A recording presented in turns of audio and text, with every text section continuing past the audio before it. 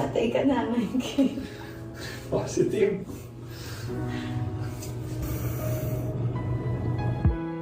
Pregnant ka? Ay, congrats. Parang gusto ko maiyak pero ayoko maiyak. Ako naman, parang maiiyak ako ngayon sa'yo kasi ako yung dati sinabihan mo ng pregnant. Ako naman naiiyak ako. Ako yung naiyak. Positive.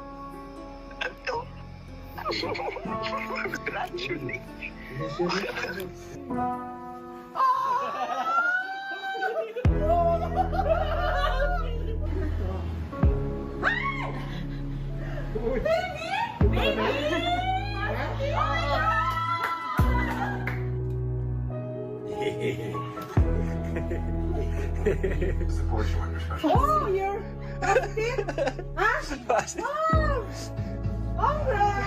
Ina na ako. Today is the day malalaman namin ni Mikey kung talagang may heartbeat na si baby. Kinakabahan ako, umiyak na ako kahapon. Pero pinacify naman ako ni Mikey. So, I prayed na whatever happens, that will be done. Pero, I'm really hoping na may laman na. But, si Lord na ang bahala. Tapos na namin kay Doc. So, I have to wait 1 week for the bleeding para totally malis na siya. At ayoko yung ganun. Ayoko na yung bleeding kasi parang it's really a thing. 1 week. Part lang yung proseso. Wait.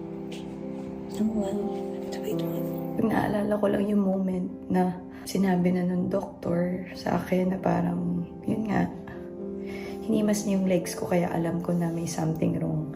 And I know that Mikey is waiting outside.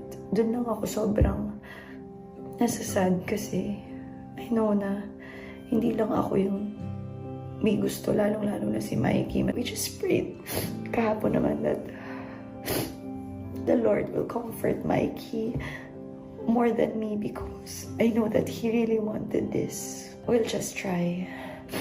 Masarap namang mag-try. So, yeah. Dati pag nakakita ako ng